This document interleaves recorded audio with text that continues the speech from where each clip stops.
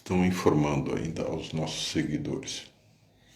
Mas aqui já tá. A gente já tá gravando, né? Você vai ficar aí com essa cara de nada. Pronto, agora eu entrei só pra satisfazer a sua vontade. Muito bem.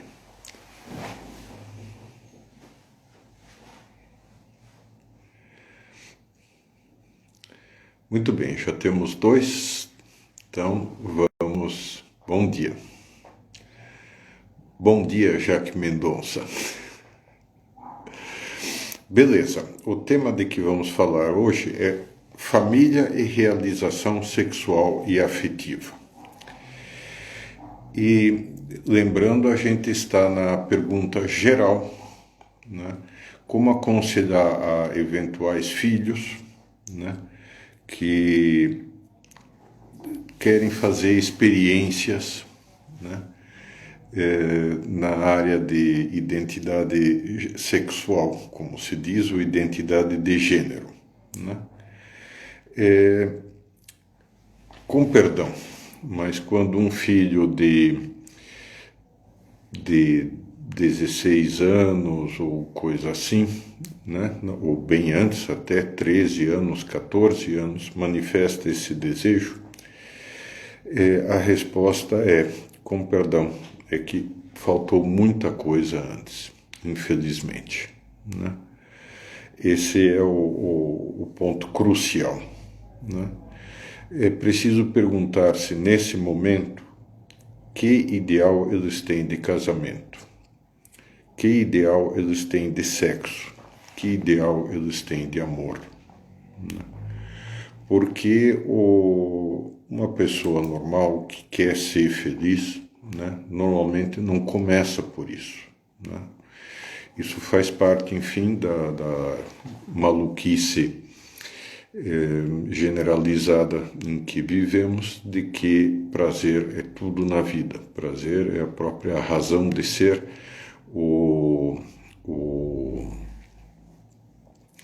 e o sexo é a grande fonte de prazer, né? E não, quer dizer, qualquer pessoa com um pouco de experiência na vida sabe que não é bem assim, né? Sabe que a realização do amor não passa, inicia pelo sexo, mas não se centra nisso, né? Que pelo contrário se trata de uma entrega de vida, coisa que já faremos logo adiante. Então, deixa eu apresentar de maneira um pouco crassa e de maneira direta o ideal de sempre, ou seja, essa realização sexual e a realização afetiva se dão mais plenamente no casamento. Não adianta as N versões, né? Eu vi esses dias mesmo um esquema feito por um americano sobre o namoro moderno, que tinha a possibilidade absoluta, que tinha aproximadamente uns 15 ou 20 tipos de relacionamento envolvido nisso, né? Uma situação complicadíssima e extremamente imbricada, com milhares de opções e tal, né? E, enfim, todas essas formas não trazem uma realização melhor ou maior que o casamento, né? Queiramos ou não, o casamento monogâmico, eterno, indissolúvel, é a maneira de a pessoa se realizar plenamente nestes dois campos, né? Basta ter olhos, quer dizer, filmes da década de 50, por exemplo, do Frank Capra, por exemplo, né? Em geral tem uma leveza e uma possibilidade, digamos assim, um índice médio de felicidade e bem-estar muito maior. Isso se vê também na arte, isso se vê em tudo, né? Claro que há muitos outros fatores que influem sobre isso, mas certamente o estado afetivo das pessoas que ainda tinham esse ideal, que ainda viviam isso, né, era em média bem melhor, do que ou do pessoal com que a gente convive. Basta você observar, basta observar pessoas divorciadas, basta observar pessoas que estão trocando de parceiro, como se diz, tristeza, né? Parceiro é de jogo de carta ou de jogos em geral, mas não disto, né? Mas enfim, isso veremos melhor na próxima live. Mas em primeiro momento, né, aquilo que é preciso ressaltar é o casamento, apesar dos pesares, continua a ser a melhor forma de realizar-se, de ter estabilidade, de ter alegria afetiva, né, desde que se viva bem e com alguns cuidados, que é o que nós vamos mencionar aqui, né? Para começo de conversa, eu queria lembrar um estudo americano que saiu, chama-se Sex in America, a Definitive Survey. Sexo na América, uma análise definitiva. E os autores são John Gagnon, né? John Gagnon, é como se escreve, Robert T. Michael e Edward O. Lauman, da Universidade de Chicago e da Universidade de Nova York, esses três, né? E uma repórter de ciências do New York Times chamado Gina Kolata. Pois bem, né? Ele primeiro desmascara dois breves mitos. Isto eu encontrei, infelizmente não tem original, num artigo publicado no Estadão em 1994, Caem mitos sobre a sexualidade dos americanos. O mito número 1, né,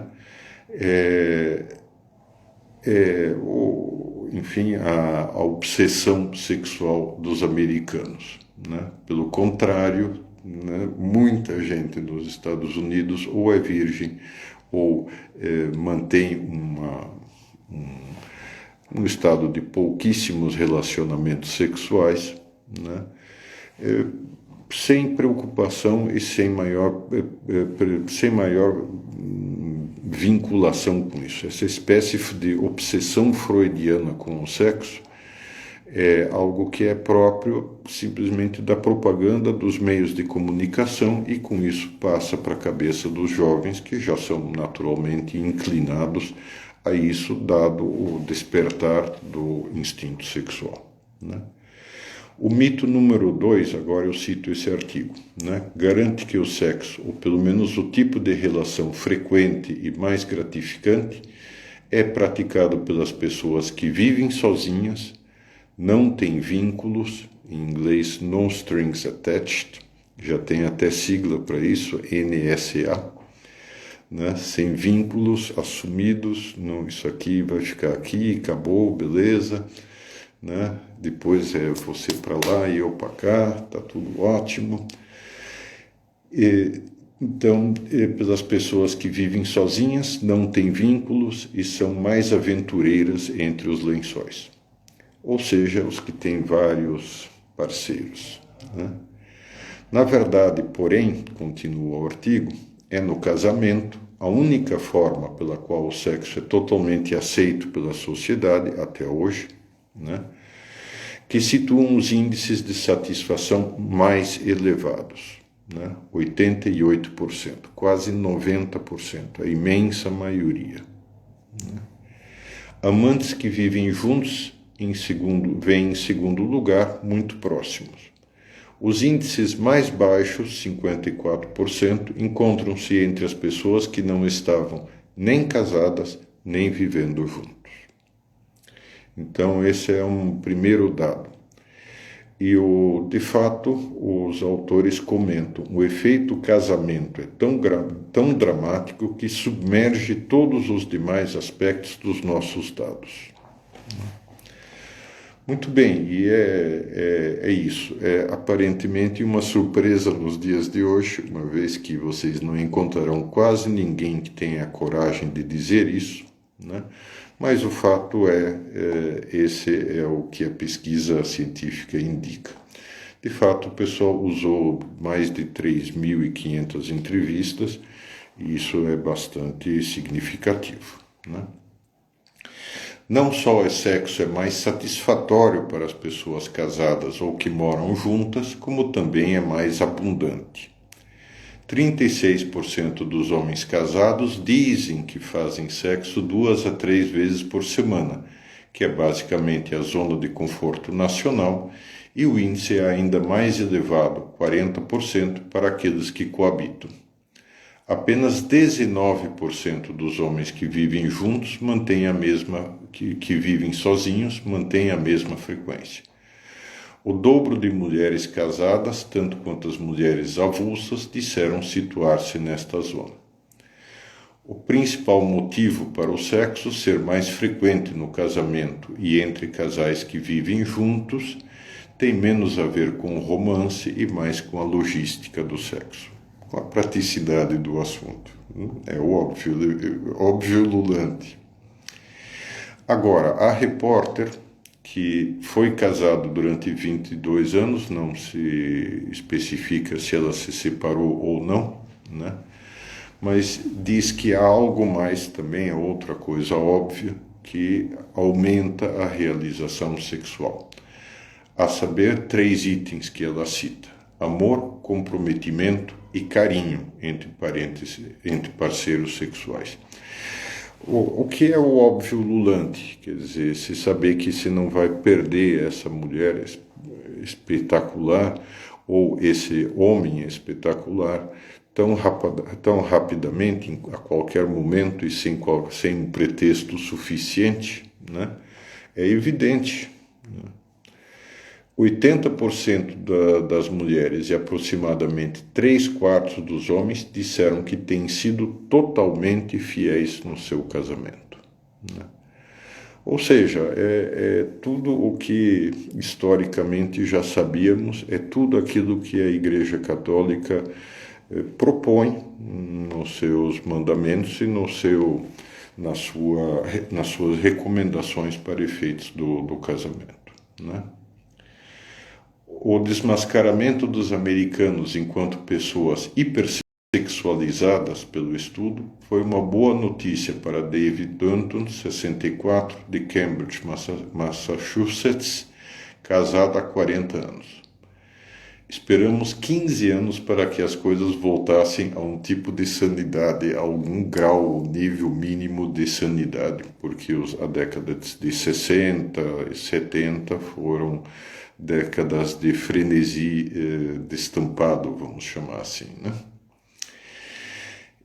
Isso é absolutamente o contrário do relatório oficial de saúde que tinha sido utilizado para os serviços nacionais de saúde, etc.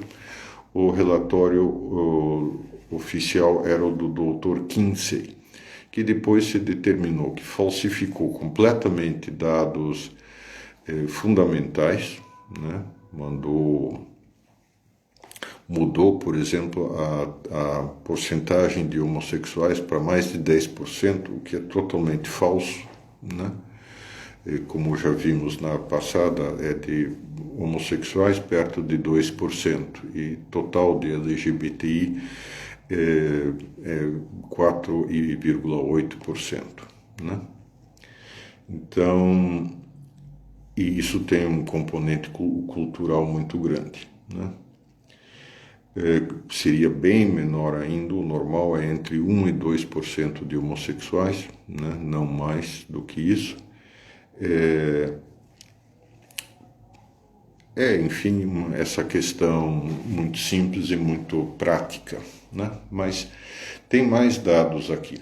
Apenas 29% das mulheres tiveram sempre orgasmos enquanto faziam sexo com seus parceiros. 75% dos homens disseram que tiveram. Ainda assim, 40% dos americanos consideram-se extremamente satisfeitos física e emocionalmente com a sua vida sexual.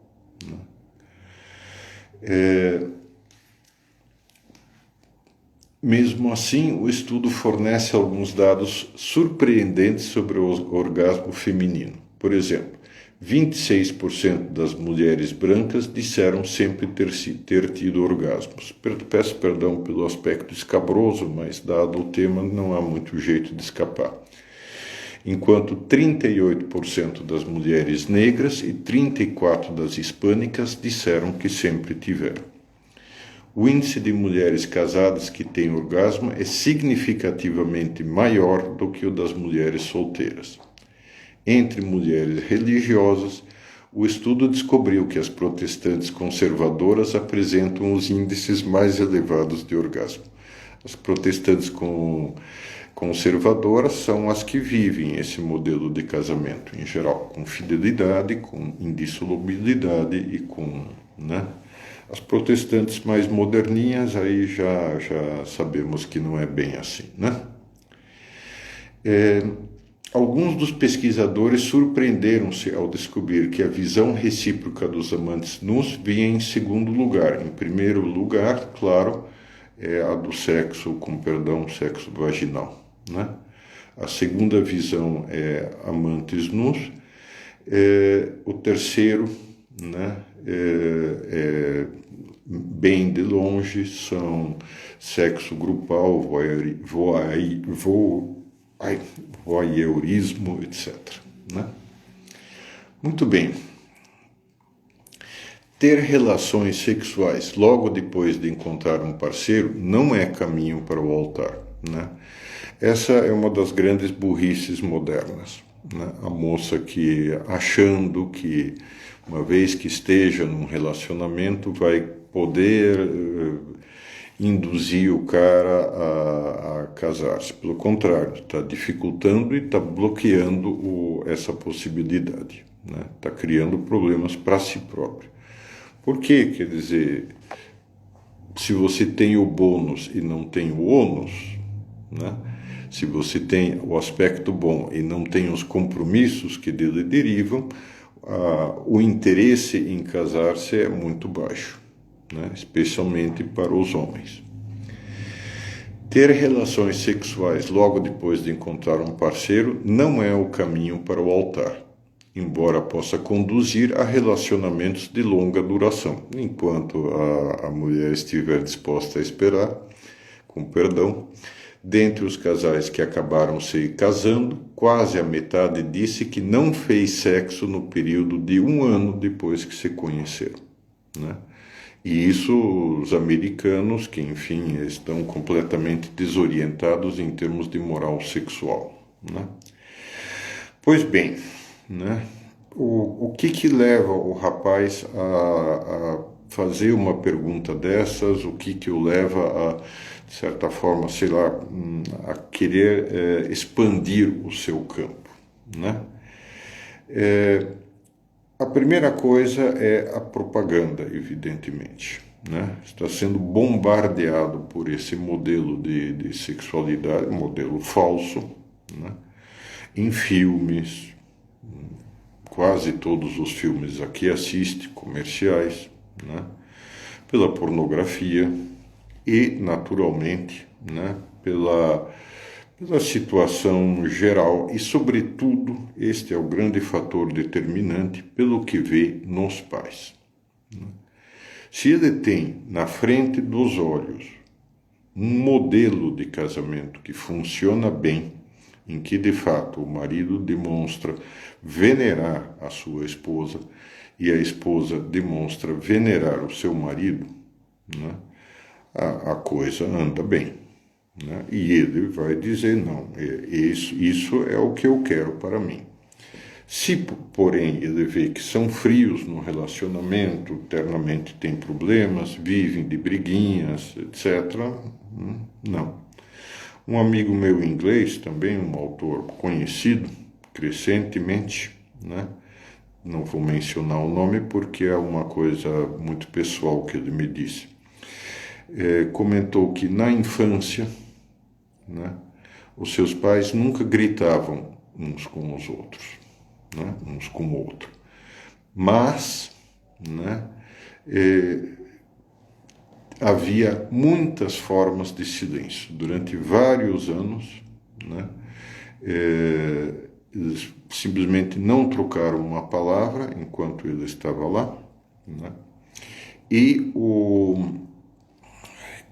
Mas havia as diversas formas de silêncio: o silêncio agressivo, o silêncio odioso, o silêncio do desprezo, o silêncio da completa, né? De ignorar completamente o outro, enfim, né? Essa situação. Naturalmente, ele saiu de casa, né? O que é bastante compreensível, e, né, está muito bem casado há muitíssimos anos, né? Então, claro, existe a possibilidade de, se a pessoa é sensata, prudente e sabe observar, existe a possibilidade de que ela não caia num erro desses, né? Mas, né, ao mesmo tempo, quer dizer, ajuda muitíssimo se a pessoa, desde o início, perceber que os pais estão completamente unidos, profundamente unidos, e, por sua vez, né, tem toda uma devoção também pelo filho, né? Estão centrados no filho, nele mesmo, né? Houve toda uma distorção progressiva, lenta, né? Quase se poderia falar numa estratégia genial do demônio para demolir completamente o casamento, né? Primeiro o divórcio, porque nos poucos casos em que a coisa não dá nada certo, né? Isso aí seria a solução de emergência, o último caso, a última possibilidade. Depois, né, à medida que socialmente o divórcio começava a ser aceito, né, as pessoas começaram a se voltar para si, né, a ficarem se perguntando se estariam recebendo do casamento aquilo que elas esperavam, alegria, felicidade, etc., né? Olha, né? Todos sabemos que há crises no casamento, né? Que o casamento é algo que se constrói pouco a pouco, né? Então, o que acontece? Essas crises existem para serem superadas, implicam superação dos próprios defeitos, implicam superação da nossa reação errada diante dos defeitos do cônjuge, né? Implicam toda uma série de opções, né? Mas que é exatamente isso, né? São ocasião de crescimento, de amadurecimento pessoal, de engrandecimento pessoal em muitíssimos casos. Se superam. Se a pessoa foge de superá-las por meio do divórcio, não vai dar certo, né?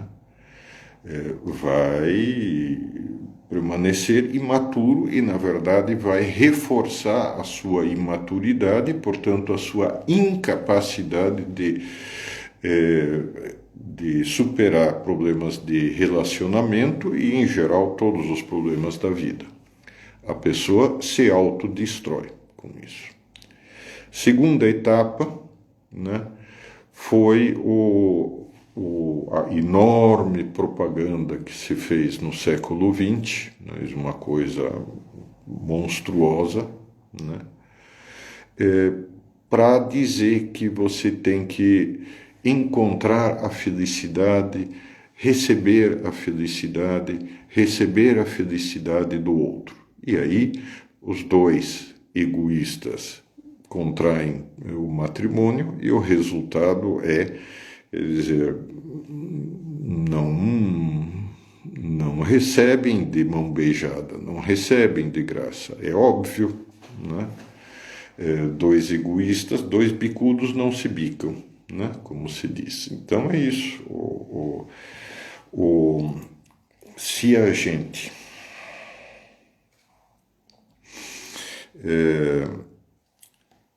o que importa aqui é justamente o amor e o casamento, sobretudo, é o grande abridor de latas do nosso coração, né? O nosso coração está encapsulado no eu, né? Eu acima de tudo, eu no centro do universo, eu no centro do mundo, né? E disso não sai nada de bom nem sai nada de útil, né? Isso é uma forma de egoísmo claramente visível, claramente estabelecida.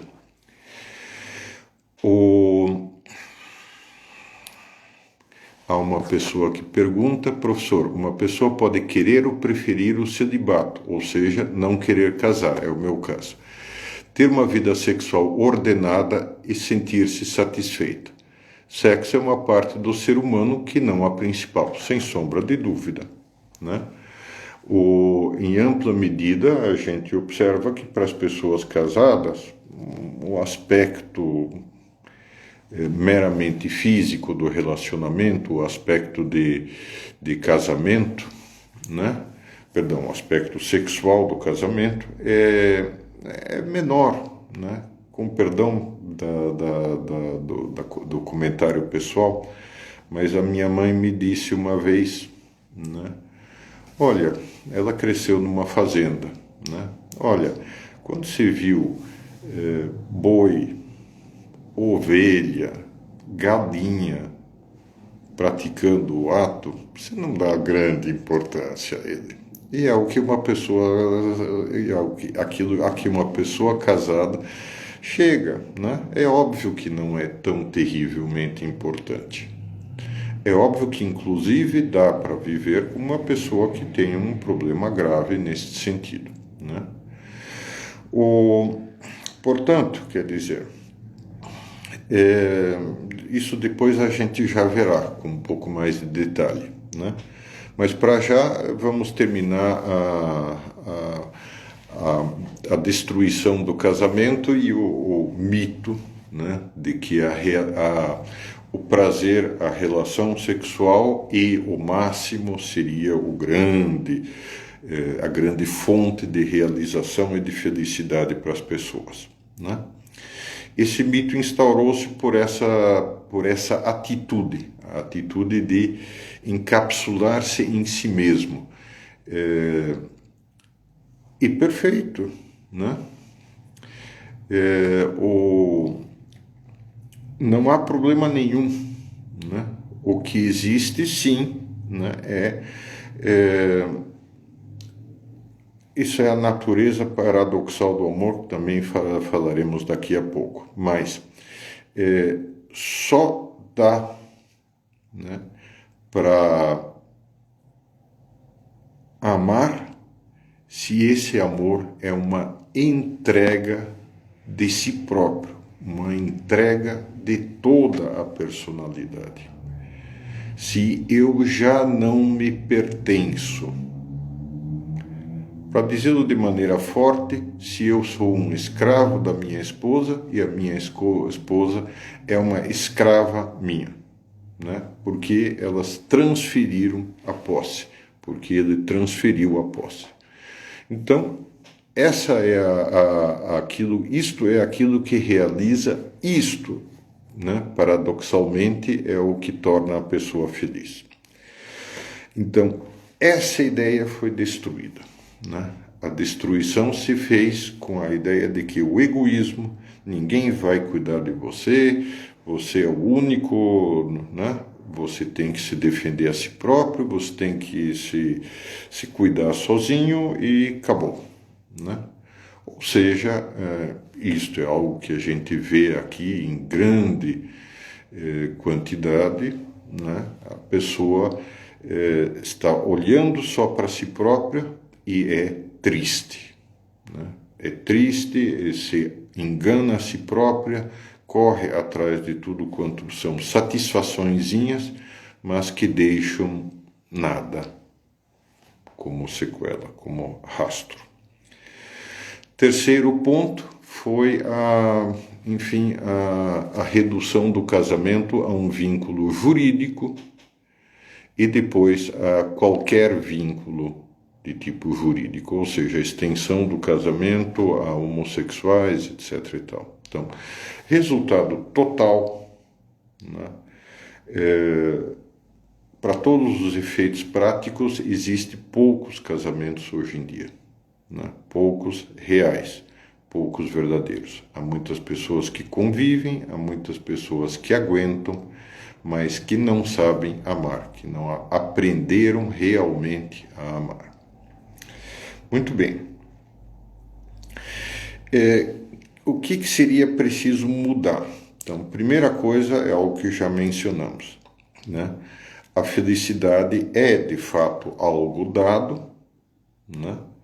É sempre experimentada como um presente, é sempre sentida como algo que não merecemos, não é algo que conquistamos, nunca pode ser algo que conquistamos, né? Mas é algo, isso sim, construído. Por quê? Porque a pessoa tem que tornar-se capaz de ser feliz. E isso é o que as pessoas não entendem mais, né? Um casamento se constrói, um casamento bem-sucedido, feliz, se constrói. E se constrói à custa de muitos sacrifícios pessoais. Idealmente, de sacrifícios pessoais totais, né?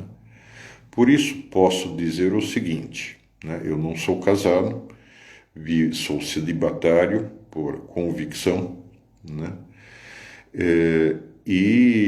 Mas eu tenho exatamente isso, porque esse ato de entregar-se a um outro ser humano, eu o fiz com Deus, né?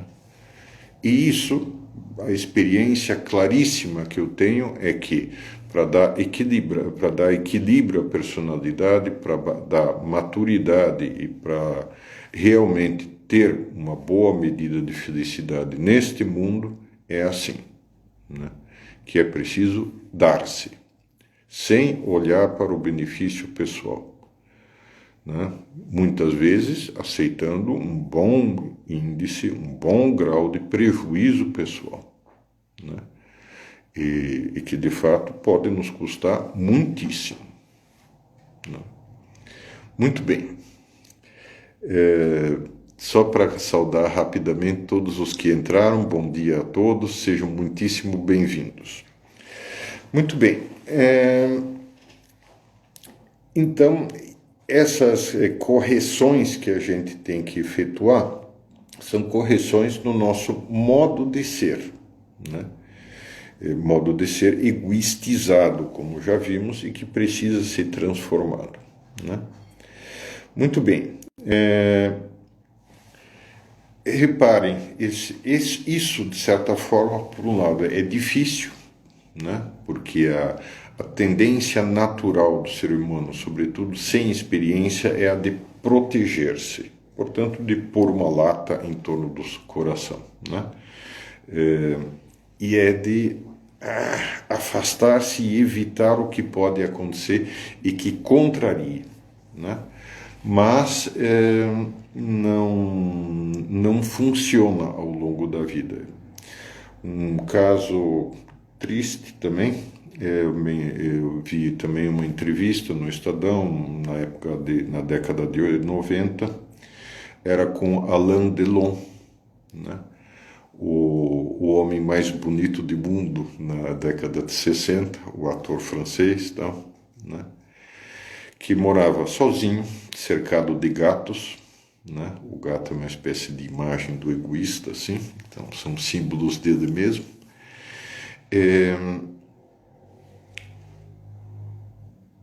A repórter, a certa altura, né, lhe perguntou, 4 casamentos depois, né, 4 pseudo-casamentos depois, né, o que o senhor mais desejaria na vida? E a resposta dele foi patética, né? Uma mulher que me amasse. Reparem que ele está totalmente... Ele dá aqui a razão pela qual ele está nessa situação de solidão total, né? E ele também, ao mesmo tempo, mostra o drama que veio do seu defeito. Quer dizer, ele quer uma mulher que o ame, não quer uma mulher a quem ele ame, que ele possa amar, né?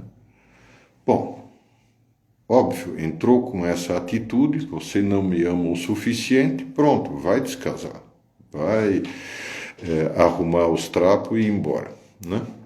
É ótimo, é óbvio, né? Não tem história. Ele mesmo causou essa situação e agora não sabe mais como sair dela, né? E essa é a situação de tantos dos nossos contemporâneos, né?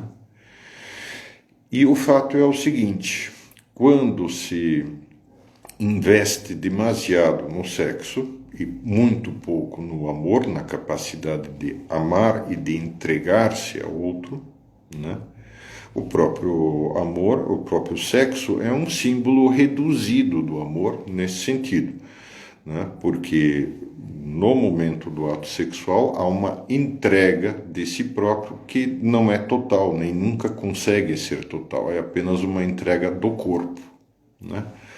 Mas essa entrega, digamos assim, já começa, pode começar o processo, né?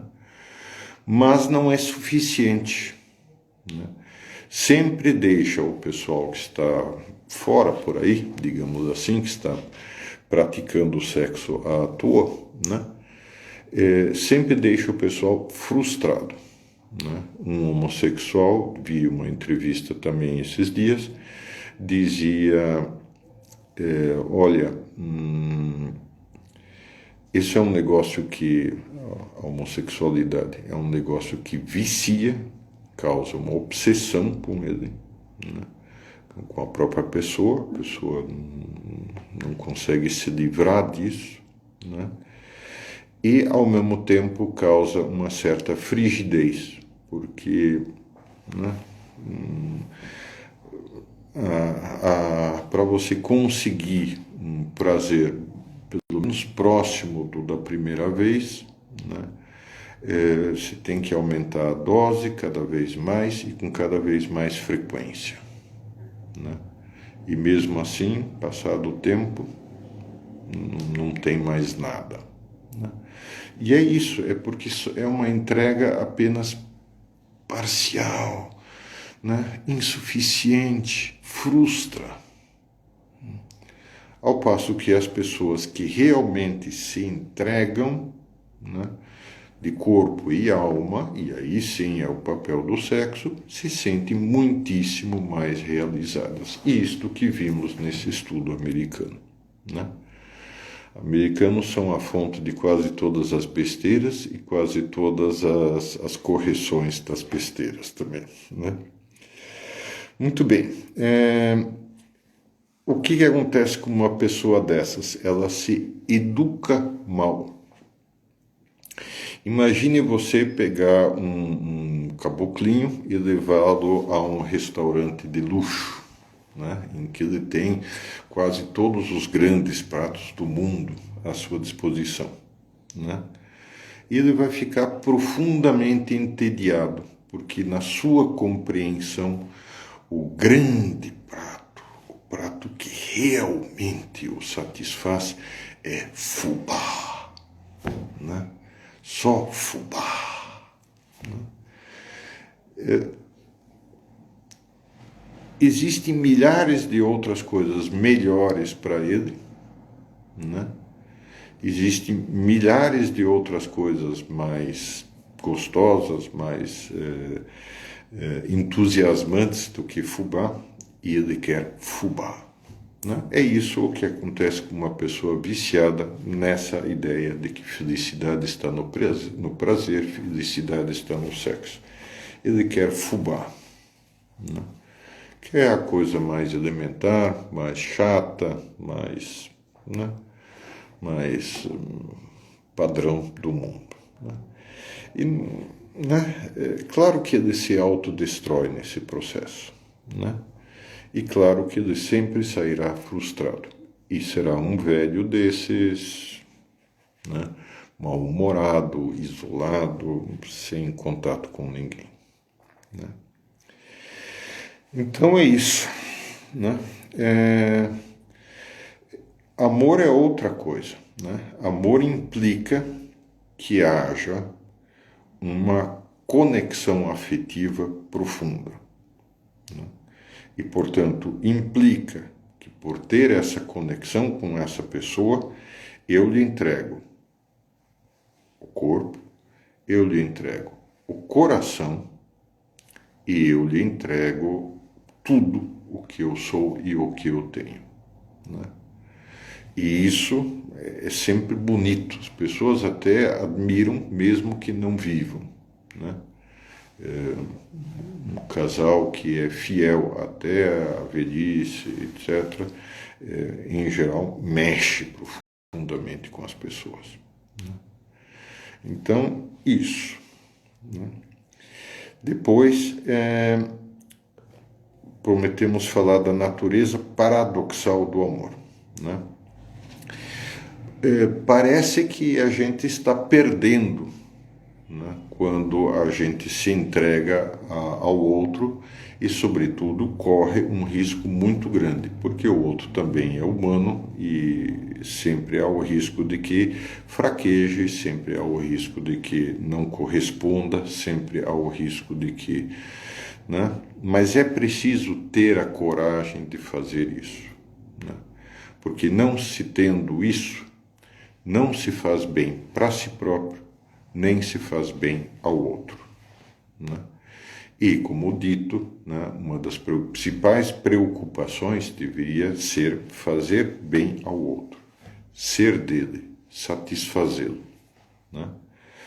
Então, e é isso, esse é o ponto central, né? E o casamento, neste sentido, é apenas é justamente o caminho mais total, mais pleno, mais íntimo, segundo só abaixo só apenas de uma vocação de Deus, de uma vocação divina, né?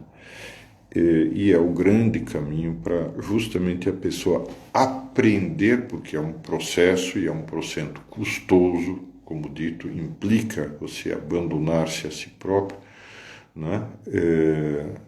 E ascendente, né? Então é um processo que vai te levar a essa possibilidade, mas a esse estado, né? Mas precisa ser cuidado.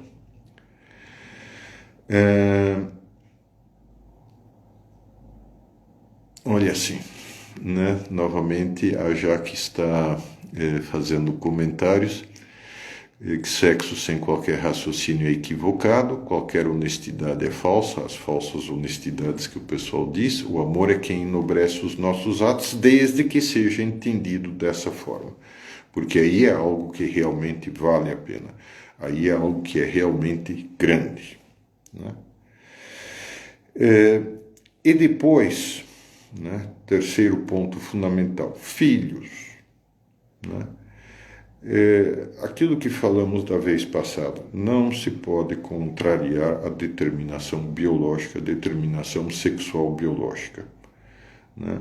É péssimo isso, né? Desestrutura e quebra a possibilidade. Filhos, por egoísmo, são uma desgraça, né? Quer dizer, o filho que eles resolveram ter um filho porque a mulher já está com 40 anos de sucesso profissional, já estão, agora quer experimentar uma nova possibilidade, ou sente um desejo de, né? Não, né? Quer dizer, isso aí está totalmente errado. A criança vai saber desde o início que não é amada por si mesma, né? Sempre que uma criança nasce com 5.000 cuidados, com um tempo planejado, com não sei o que, isso vai se refletir depois no relacionamento que os pais têm com ele. E o resultado é que ela vai se rebelar e vai dizer: olha, pais assim eu não quero. Isto eu não quero para mim. Então, sinto muito, sei que é extremamente penoso para a mulher uma gravidez, sei que é doloroso, né? Mas é a coisa mais realizadora. Porque aí os sentimentos maternos e paternos levam a pessoa a entregar-se mais por mais filhos. Vou fazer ainda um segundo comentário pessoal, peço que me desculpem. A minha mãe uma vez me contou o seguinte: ela veio para o Brasil após a guerra, né? Tinham perdido tudo, claro, tiveram que fugir dos russos, né? Casou-se com meu pai na faculdade, que fez na Alemanha ainda, de agronomia, e ele lhe diz: olha, a única coisa que eu posso lhe oferecer, também não tinha nada, é uma cabana de folhas de palmeira no Brasil, né? Você topa? Ela topou.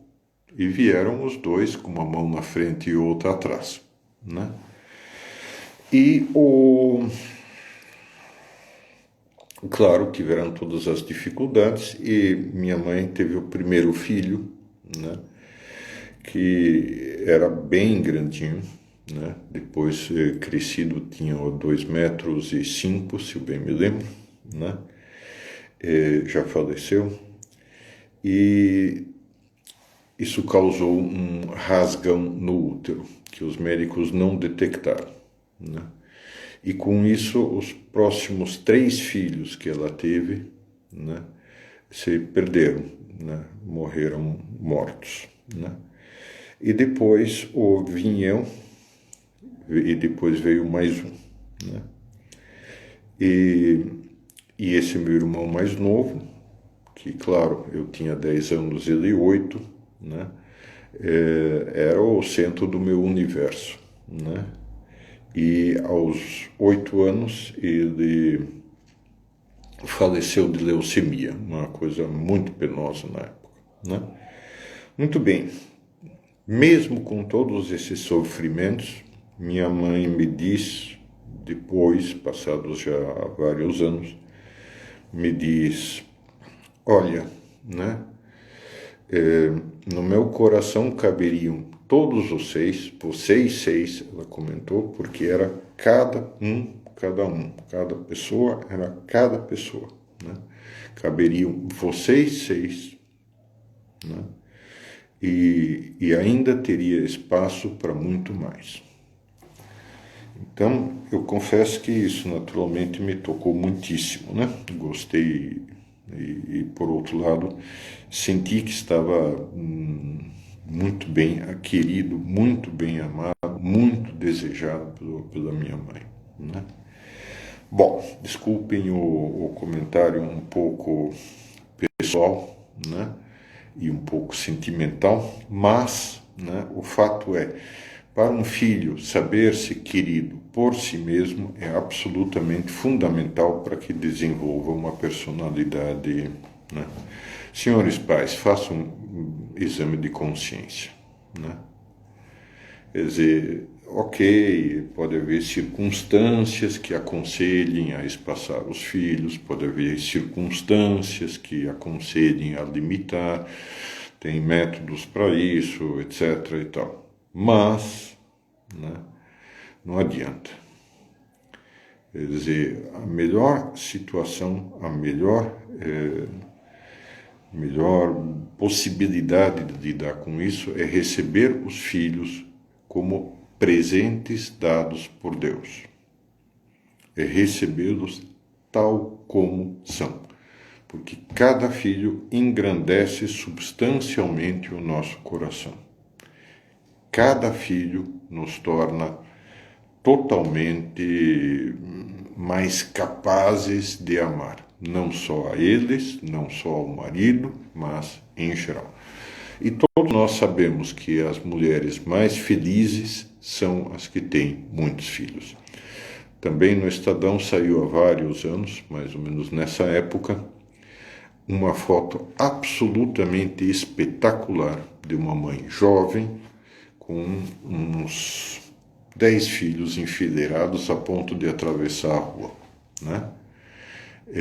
E a repórter comentava com uma espécie de vergonha assim, né, que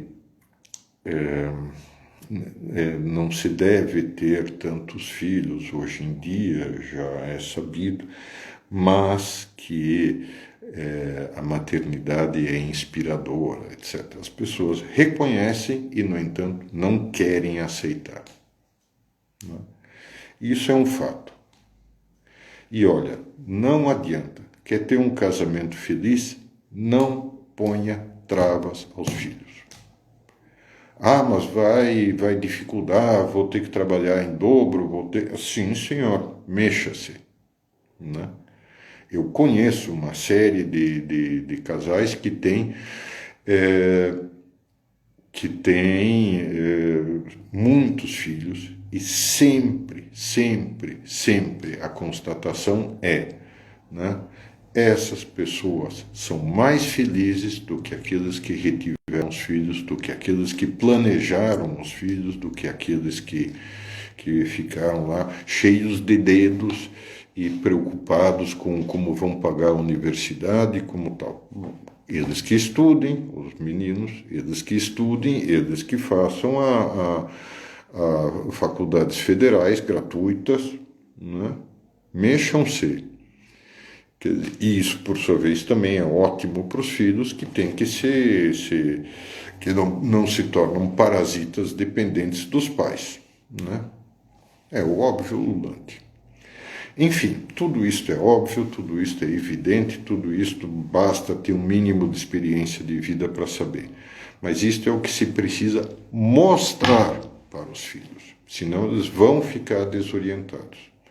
Se eles encontrarem em nós pessoas que não vivem isso, né, não terão uma ideia, um ideal de casamento, nem um ideal de amor decente, né? E, enfim, aí sim estarão completamente expostos e suscetíveis a todo o besteirol ambiente, a tudo aquilo que de fato lhes jogam em cima. Muito bem, precisamos terminar. Já deu 54 minutos. Agradeço a todos os presentes, a todos os que tiveram a paciência de me ouvir. Para o Guru Bermaia, prometo que desta vez, se o celular não me puxar o tapete, como da outra vez, né, vou deixar salva essa live, né?